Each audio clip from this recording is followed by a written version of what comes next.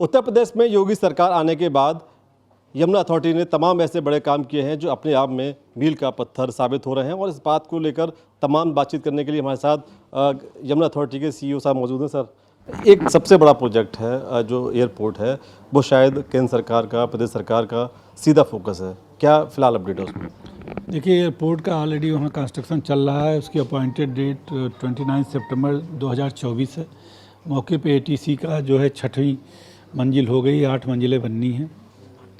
ATC दिसंबर तक handover करने के लिए योजना है।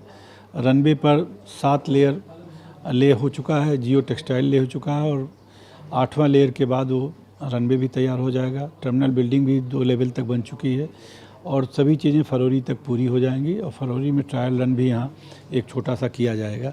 इसके अलावा एयरपोर्ट अथॉरिटी ऑफ इंडिया को और डीजीसीए को हैंडओवर का भी प्रोसेस चल रहा है और लगातार हम लोग समीक्षा कर रहे हैं। फ्राइडे को राज्य सरकार से समीक्षा हुई थी, कल जो है वो नागरिक उड्डयन विभाग ने समीक्षा की थी, विमानन मंत्रालय ने, हम सब लोग गए थे दिल्ली में, राजीव गांधी भवन में समीक्षा हुई थी।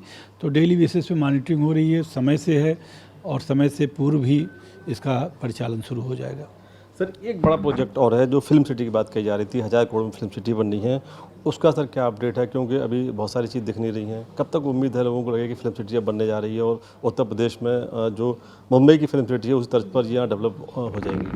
देखिए, माननीय मुख्यमंत्री जी ने इसको कंसीव किया था कि उत्तर प्रदेश में एक अंतर्राष्ट्रीय फिल्म सिटी बनाई जाए और उसके लिए फिल्म बंधु की बैठक हुई थी जिसमें देश के सारे प्रोड्यूसर, डायरेक्टर्स और प्रख्यात लोगों ने भाग लिया था और ये तय किया गया था कि यह फिल्म सिटी जो है वो यमुना प्राधिकरण क्षेत्र में बनाई जाए, सेक्टर 21 में। उसके शुरू में बिड निकाली गई थी और लेकिन बिड में जो पैरामीटर थे, बिडिंग पैरामीटर्स थे, वो कठिन था और साइज़ काफ़ी बड़ा रखा गया था फेज़ 1 में। तो इस वजह से बिड हमको नहीं मिल पाई और लोगों ने सुझाव दिया कि इसको बिड को संशोधित करके के नई बिड लाई जाए। तो सभी संशोधनों को सभी स्टेक होल्डर से, प्रोड्यूसर से, डायरेक्टर से और जो अंतर्राष्ट्रीय फिल्म के लोग हैं, राष्ट्रीय फिल्म के लोग हैं, जो प्रोड्यूसर्स हैं, सभी स्टेक होल्डर से डिस्कशन करके नया बिड डॉक्यूमेंट अब तैयार किया गया है। बिडिंग पैरामीटर बदला गया है और 29 सितंबर को हम लोगों ने ये बिड, ग्लोबल बिड जारी की है जो अंतर्राष्ट्रीय स्तर पे जारी की गई है और 29 नवंबर को ये बिड खुलेगी। इस बार अब तक ऑलरेडी बिड सारी दुनिया की जो बड़ी बड़ी लोग कंपनियां हैं, जैसे मैक्स प्लेयर है, पीवीआर है, ट्यूलिप कंपनी है, यूनिवर्सल है, फॉक्स है, सभी ने बिड डॉक्यूमेंट खरीद लिया है और इस बार बहुत उत्साह है। तो आप ये 100% मान के चलिए कि 29 नवंबर को जब इसकी बिड डेट है तो इस बार एक बहुत अच्छा कोई बिडर, बड़े नामी ग्रामी बिडर यहाँ आ जाएगा और अंतर्राष्ट्रीय फिल्म सिटी की स्थापना का जो हम लोगों ने कंसीव किया है, कंसेप्ट जो है वो पूरा हो जाएगा। सर, पहले कहा जाता था कि यमुना अथॉरिटी अक्सर घाटे में रहती थी, कई 100 करोड़ घाटे में थी, अब अथॉरिटी एकदम फ़ायदे में जा रही है। ऐसा क्या परिवर्तन हुआ जिसकी वजह से एकदम अथॉरिटी हाइप हो गई? आज देखा जा रहा है कि सिर्फ हर जगह यमुना अथॉरिटी की बात हो रही है। देखिए, उसके पीछे सरकार जो है वो उसकी अपनी योजनाएं, ईमानदारी, पारदर्शिता जो सरकार का जो मूल मंत्र है उसी पे आधार पे काम करते हुए और एयरपोर्ट के आने के साथ वो बहुत बड़ा ट्रिगर पॉइंट है।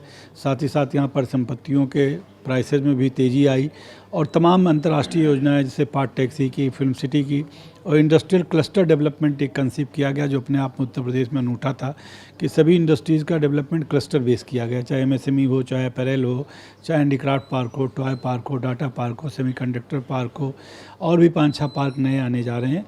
तो एक इंडस्ट्रियल क्लस्टर के डेवलपमेंट के अप्रोच से और साथ ही अंतर्राष्ट्रीय बड़ी बड़ी चीज़ें, पार्ट टैक्सी जैसे देश में पहली है, दुनिया की चौथी है, एयरपोर्ट एशिया का सबसे बड़ा एयरपोर्ट है, तीसरा दुनिया का सबसे बड़ा एयरपोर्ट होगा साइज में।